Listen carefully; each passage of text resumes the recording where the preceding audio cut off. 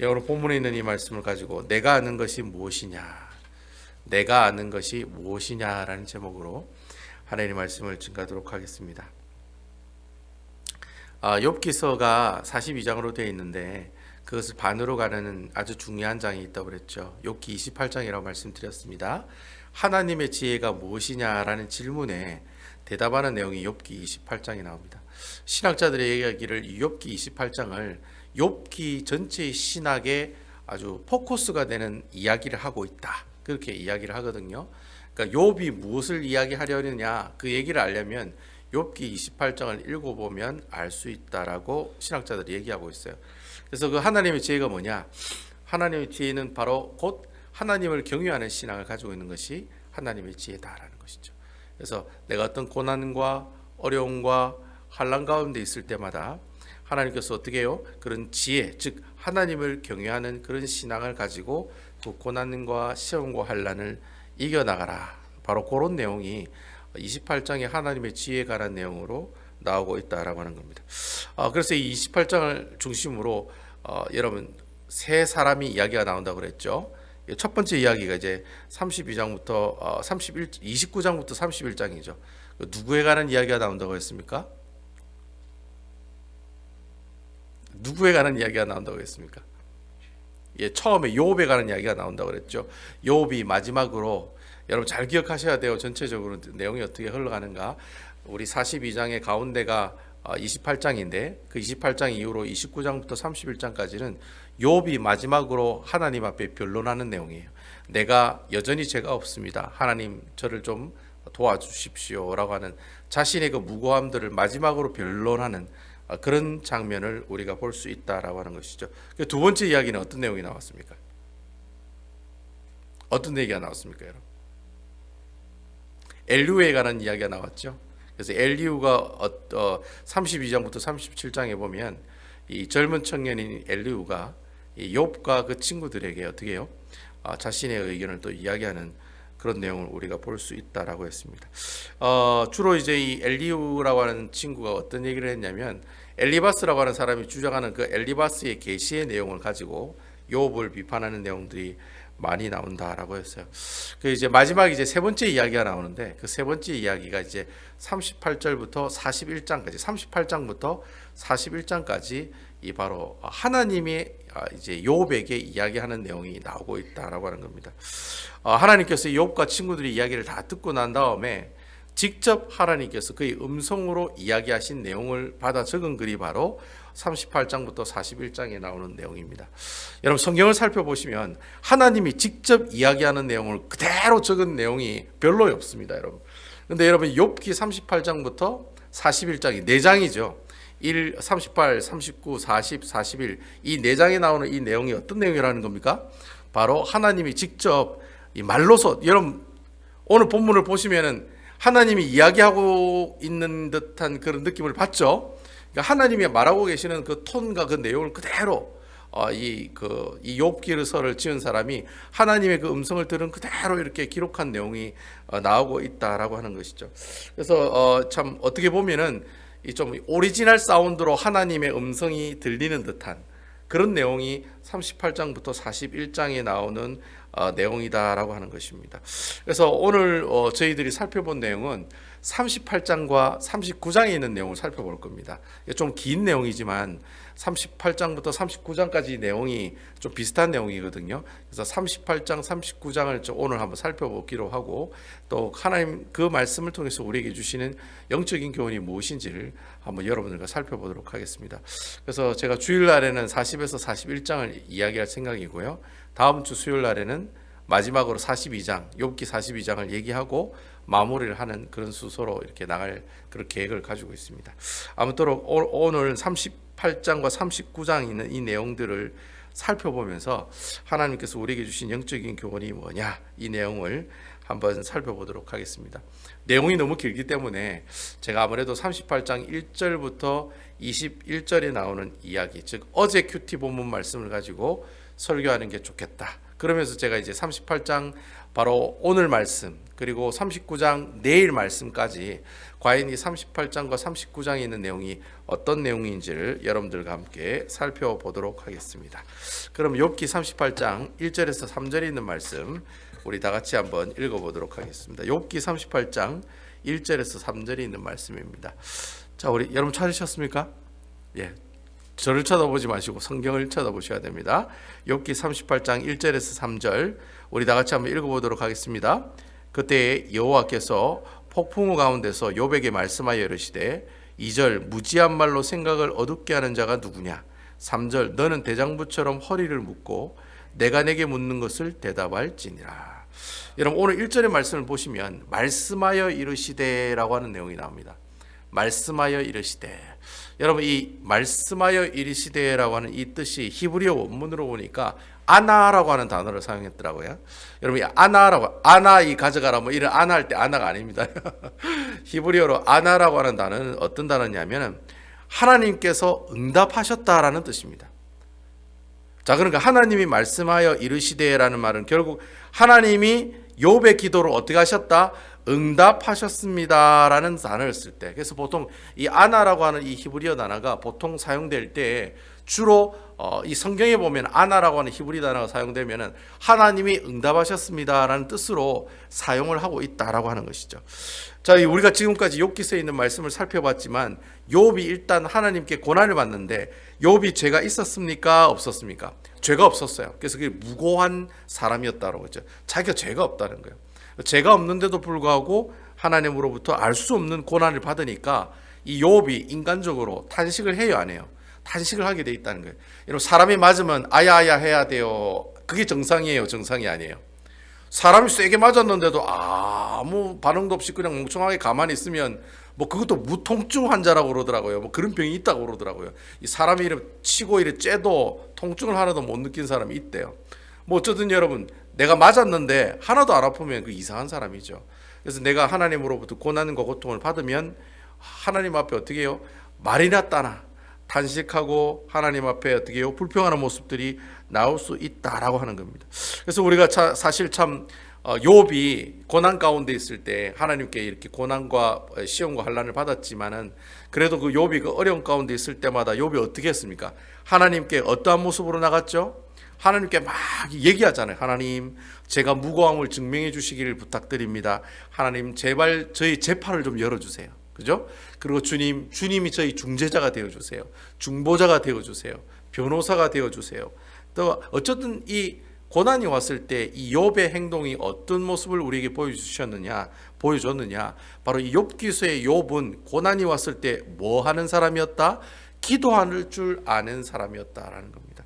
그래서 여러분 비록 욥이 억울함 고난 가운데 정말 힘든 가운데 있지만 욥은 그 어렵고 힘든 가운데 인내함으로 어떻게 해요? 하나님이 내 평생에 내 문제를 개입해 주실 거다. 그러니까 지금은 아무 반응을 안 보이셔도 분명히 하나님이 내 인생을 책임져 주실 거다. 개입해 주실 거다라는 것을 계속해서 강구하면서 뭐 하는 자리에 나갔습니까? 기도하는 자리에 나갔다는 거예요. 그래서 여러분 제가 욥기서를 강해를 여러분들께 설교를 드리면서 욥이 하나님 앞에 고난이 왔을 때 뭐 하는 사람이었다?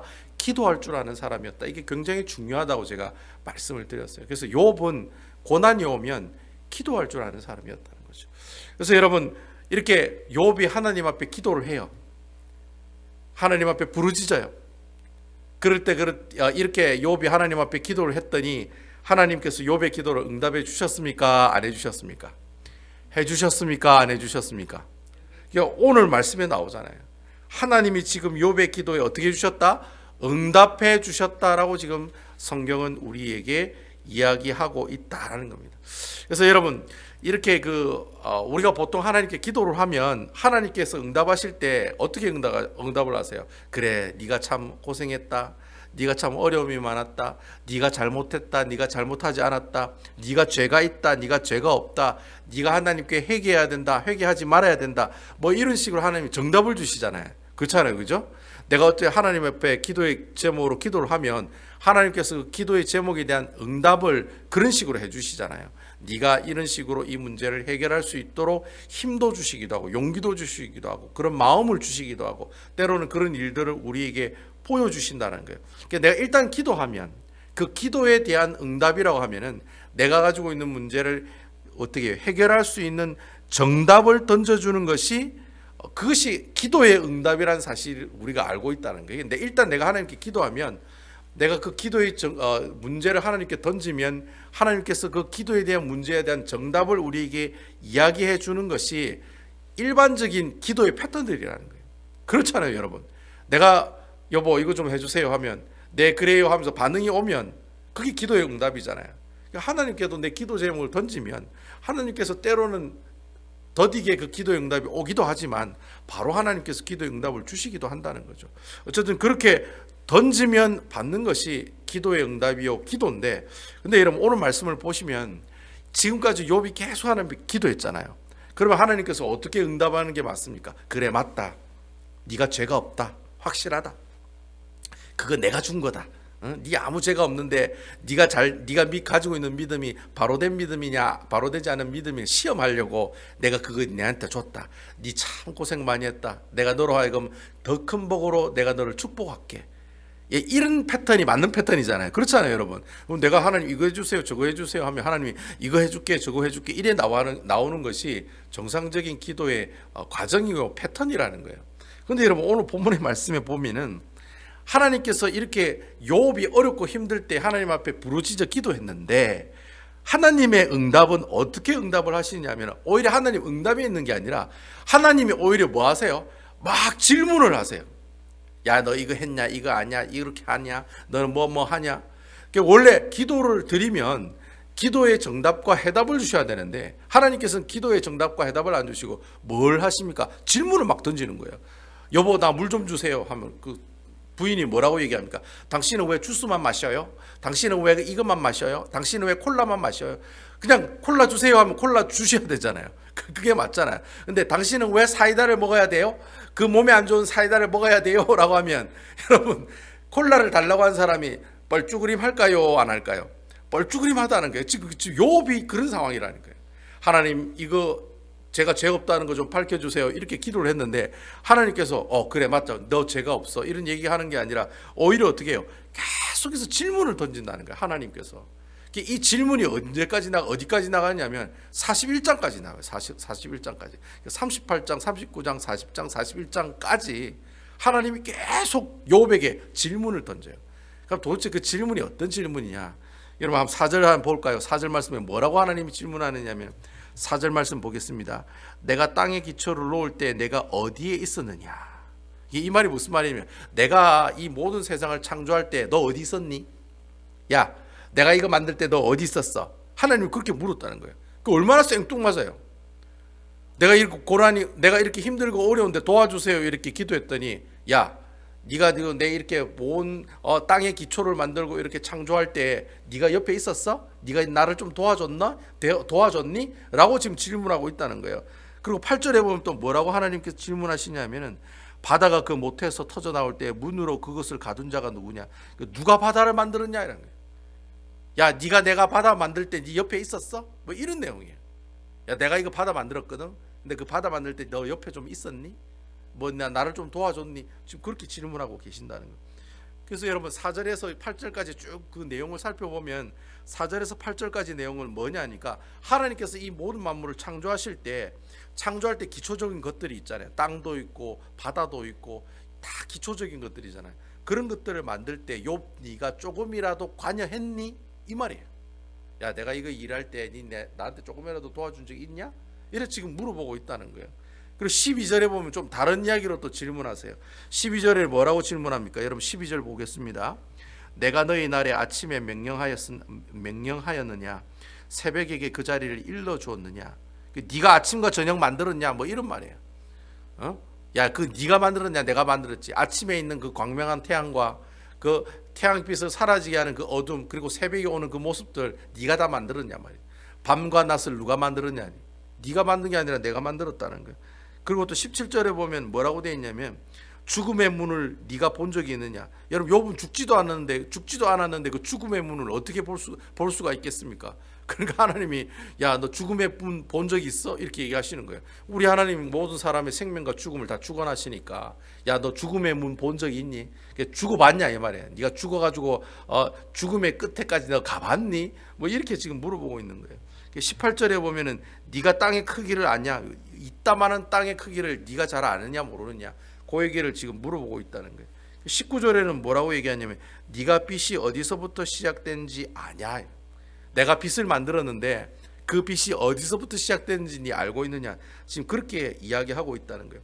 그래서 12절부터 21절까지 내용 전체가 어떤 내용이냐면 하나님께서 이 모든 세상 만물을 다 창조하셨는데 그 창조한 것들을 네가 그래 디테일하게 알고 있느냐라는 거예요. 여러분, 사람이 아무리 깊은 바다를 가더라도 10,000m 이상은 못 가요. 예, 그 필리핀에 뭐 마리아나 뭐 해구 뭐 아무리 깊이 들어가도 10,000m 조금 넘는 데까지 인간이 들어갈 수 있다는 거예요. 더 깊이까지 들어간 적도 없고 지금도 아직까지도 뭐 탐사할 해저가 많다라는 거예요. 하나님이 만들어 놓으신 것도 인간이 제대로 아느냐? 잘 모른다는 거예요. 여러분, 이 세상에 있는 모든 바다가 몇 리터가 되는지 누가 알겠습니까? 누가 알겠습니까? 하나님만이 아시죠. 어쨌든 이 세상에 있는 모든 창조된 것들 이거 다 네가 디테일하게 모른다는 거예요. 그 얘기를 지금 계속해서 질문하고 계신다는 거예요. 그러면서 오늘 큐티 본문이죠. 22절부터 37절까지는 어떤 내용이 있느냐면은 네가 우박과 번개와 홍수와 비와 별자리와 우주 전체를 어떻게 할 수 있냐? 통제할 수 있냐라는 거예요.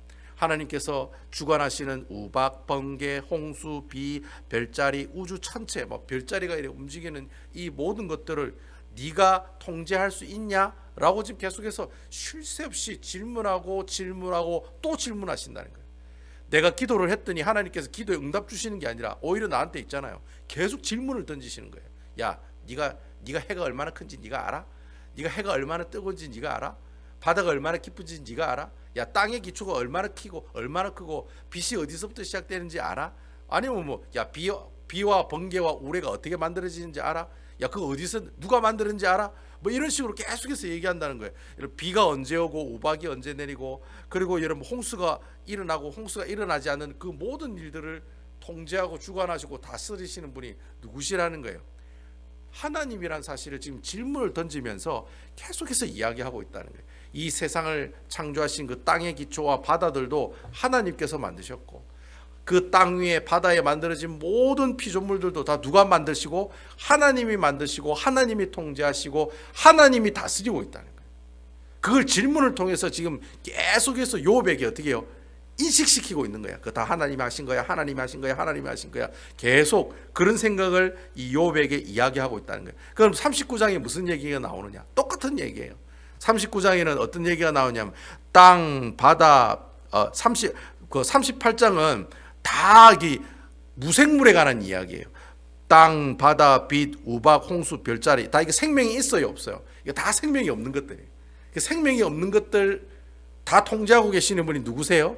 하나님이시라는 거예요. 그럼 39장에는 무슨 얘기가 나오냐면 살아있는 것들에 대한 내용이 나와요. 그러니까 생물에 관한 내용들이 나오고 있다는 거예요. 네가 뭐 사자, 까마귀, 암사슴, 들소, 타조, 말, 매, 독수리 이게 어떻게 살아가는지 어디에 집을 짓고 사는지 무슨 생각으로 그곳에 살고 있는지 네가 알고 있느냐 그래 묻는 내용이 39장 나오는 전체의 내용이라는. 그래서 여러분 나중에 39장 읽어보시면 온통 무슨 얘기밖에 없어요? 동물 얘기들밖에 없어요. 제일 처음 사자 이야기부터 시작해 사자하고 까마귀 얘기부터 시작해가지고 맨 마지막은 매하고 독수리 이야기로 끝마치거든요. 그 가운데 이제 타조와 같은 그런 얘기도 있는데 하나님께서 이 수많은 생물들을 다 만드시고 그 생물들을 다 통치하고 관리하고 계시는 분이 누구라는 거예요? 여호와 하나님이시라는 거예요. 특히 여러분 재밌는 것은 39장에 그런 얘기가 있더라고요. 타조가 알을 낳으면 알을 이렇게 품지를 않는데요. 타조는 알 낳으면 그 끝이래. 그래서 이 말이 무슨 말이냐면 타조 봐라. 타조가 알 낳는데도 그 알이 자기는 품지도 않고 아무것도 안 하는데 근데 나중에 그 타조가 멸종이 돼요, 안 돼요? 타조가 멸종이 안 되고 계속 타조가 생겨난다는 거예요. 그러니까 타조가 알을 버리고 자신의 그 새끼에 관심이 없어도 그 타조 알을 지키시는 분이 누구시라는 거예요? 여호와 하나님이시라는 거예요. 우리 하나님 그런 분이라는 거예요. 그런 얘기를 어떻게 해요? 쭉 지금 우리에게 해주고 있다라는 거예요. 그러니까 결국에는 여러분 38장과 39장에 있는 내용은 그런 내용이에요. 욥이 고난 가운데 하나님께서 이 고난을 이기게 해달라, 문제를 해결해 달라고 간절히 기도를 했지만 하나님께서는 그 문제를 어떻게 해결하는 방법을 이야기해 주시는 것이 아니라 네가 나를 얼만큼 알고 있느냐. 그러니까 하나님의 관심사는 그거예요. 욥의 문제가 해결되는 것에 대해서는 관심이 별로 없어요. 욥이 지금 가지고 있는 고난과 시험과 환난을 해결받게 하는 일에는 하나님 관심이 없으세요. 우리 하나님은 어디에 관심이 있느냐? 야, 너 하나님 얼마나 알고 있니? 거기에 관심이 있으시다는 거예요. 자, 여러분, 오늘 이 말씀을 통해 하나님께서 우리에게 주신 영적인 교훈의 말씀이 바로 그거예요. 우리 하나님은 우리 문제를 가지고 하나님 앞에 금식하고 부르짖으면서 그 방법을 제시해달라, 이 문제를 해결해달라, 내 암덩어리가 떨어지게 해달라, 내 문제를 해결해달라고 하나님 앞에 기도하고 부르짖지만 하나님께서 우리에게 주시는 해결 방법은 그래, 내가 해줄게, 내가 해결해줄게, 내가 암병 떨어지게 해줄게, 내가 네가 가지고 있는 문제 다 해결해줄게. 하나님 그래 얘기하시는 것이 아니라 뭐라고 얘기하시는 거예요? 네가 지금 믿고 있는 하나님이 누구이신지를 잘 알면, 네가 지금까지 너와 함께 하신 그 하나님이 누구이신지를 확실히 알게 되면 우리들이 가지고 있는 그 문제는 문제가 될 수 없다라고 하는 것입니다. 여러분 아멘이십니까? 그러니까 여러분, 우리가 가지고 있는 문제를 하나님께 가져가는 것도 중요하긴 중요하지만 우리 하나님께서는 그 문제를 해결하는 방법을 그 부르짖음을 들으시고 해결해 주시기도 해요. 하지만 우리 하나님께서는 때로는 그가 고난 가운데 있을 때 하나님께 부르짖으면 하나님께서 그 해결, 그 정답을 주셔서 그 문제를 바로 해결하시는 것이 아니라 오히려 그 고난을 통해 누구를 알게 하시는 거예요? 여호와 하나님이 누구이신지를 알게 하신다는 거예요. 그러면 그 고난 가운데 그 하나님, 내가 만난 그 하나님을 내가 알게 되면은 내가 가지고 있는 그 문제가 문제로 이제 안 보이는 거예요. 아멘이시지요? 내 몸에 있는 암이 두렵지가 않은 거예요. 왜요? 나와 항상 함께 하시는 하나님 내가 믿기 때문에. 내가 내 몸은 죽지만 내 영혼은 나중에 또 예수님이 부활하시면, 다시 재림하시면 내 육체적인 몸이 다시 부활될 것을 내가 믿으니까, 즉 부활의 산 소망을 갖게 되니까 죽음이 어떻게 해요? 두렵지 않게 되는 거예요. 문제가 문제로 보이지 않고 그 문제를 통해서 누구를 발견하는 거예요? 여호와 하나님을 발견하게 된다는 거예요. 그러니까 어떻게 해요? 고난이 오고 환난이 오고 시험이 오면은 그때부터는 어떻게 해요? 내가 아는 만큼 내 믿음이 작동한다는 거예요. 여러분, 하나님이 이만한 분이십니다라고 알고 계시면은 나중에 고난과 시험이 오면 이만한 믿음으로 그 고난을 이겨나갈 줄로 믿으시기 바랍니다. 근데 이따만한 믿음 가지고 있으면, 쥐꼬리 똥만한 이만한 믿음 가지고 있으면 고난과 시험과 환난이 오면 이만한 믿음 가지고 그 시험을 어떻게 해요? 감당하지 못한다라고 하는 것입니다. 내 믿음이 크면은 어떻게 해요? 결국에는 빠삐용 신앙으로 살아가는 거죠. 우리 김모노 목사님 항상 얘기하는 것처럼 내가 믿음이 커지고 내가 가지고 있는 하나님의 그 지식의 정도가 커지면 빠삐용 신앙이라고 살아가는 거죠. 예배도 빠지지 않고 삐지지도 않고 용서하며 살아가는 그런 삶을 살아갈 수가 있다는 거예요. 내가 가지고 있는 그 믿음만큼 내가 그 처해 있는 그 환난과 고난과 시험과 환난을 능히 어떻게 해요? 이겨나가는 그런 사람이 될 수 있다라고 하는 것입니다. 욥의 주위에 친구들이 욥을 열받게 했죠. 고난받는 것도 서러운데 와서 어떻게 해요? 인과응보의 원리로 욥을 공격합니다.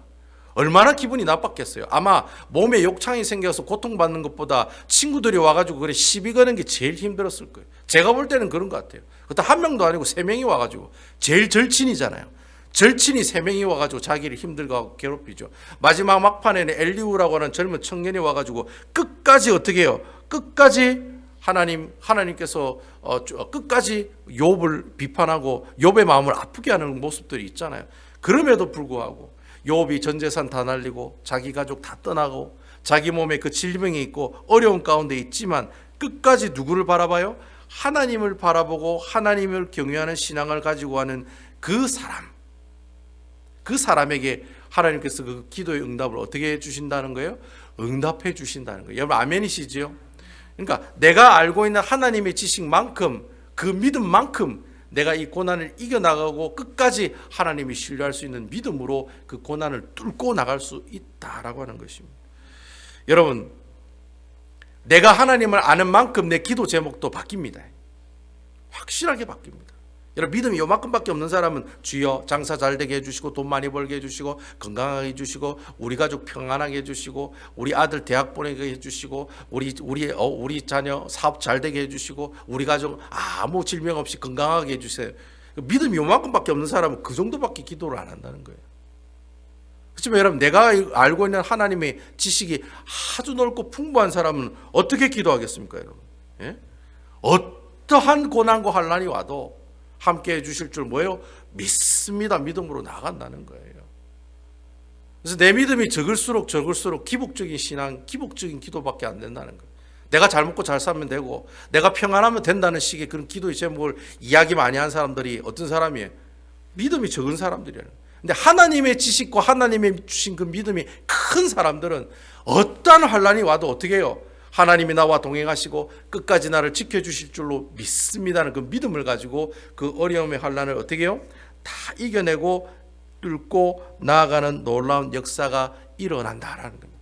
그러니까 내가 하나님을 얼마나 알고 있느냐, 그게 굉장히 중요하다는 거예요. 내가 하나님을 알고 있는 지식의 정도에 따라서 내가 가지고 있는 믿음도 틀려지고 내가 하나님께 드리는 기도의 제목들 또한 다 틀려지게 된다라고 하는 것이죠. 저는 여러분, 하나님께서 모든 짐승을 다스리는 하나님이라는 사실을 우리가 제대로 알고 있다면 우리가 이 세상에 살면서 돈 때문에 고난받고 질병 때문에 고통받고 주위 사람들에게 상처받는다고 해서 우리 믿음이 요동치는 모습이 나타난다면 어떻게 해요? 하나님께서 그 믿음을 기뻐하실까요? 싫어하실까요? 당연히 싫어하시죠.